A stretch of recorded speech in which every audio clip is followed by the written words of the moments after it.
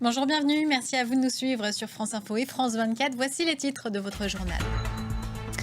Politique, Sébastien Lecornu consulte les forces politiques comme il a été missionné par le chef de l'État. Un mercredi de défilé politique à Matignon, alors que Sébastien Lecornu n'a toujours pas composé son gouvernement. Le nouveau Premier ministre avait été chargé il y a 8 jours par le président de la République de s'adresser à toutes les forces politiques. Dans l'actualité internationale au Proche-Orient, à Gazaville, l'offensive israélienne fait rage et des centaines de milliers de Palestiniens ont repris la route pour fuir les bombardements à pied, à vélo ou à bord de véhicules. L'un des plus grands honneurs de sa vie, Donald Trump se dit ravi de l'accueil lors de sa visite d'État au Royaume-Uni. Le président américain a participé au banquet tenu ce mercredi soir, assis entre le roi Charles III et la princesse Catherine.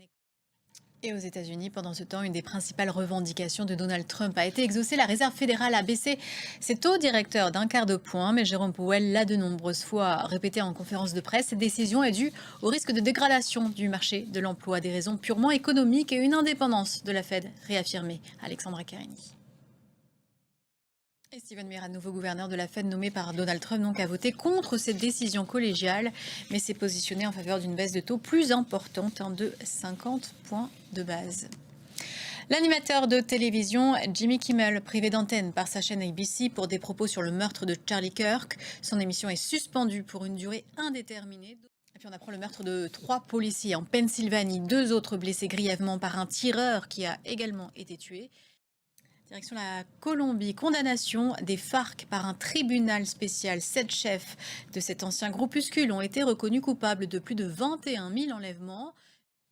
Et puis on termine avec du football. Victoire ce mercredi du Paris Saint-Germain face à Bergame. Victoire large, 4-0 au Parc des Princes. Et comme à chaque fin d'édition de nuit, on regarde l'agenda de la journée à venir. Jeudi 18 septembre, évidemment, on en a parlé dans ce journal. Journée de grève. C'est la fin de ce journal. Merci à vous de l'avoir suivi. Pour un prochain rendez-vous avec l'actualité internationale dans une vingtaine de minutes sur France Info et France 24.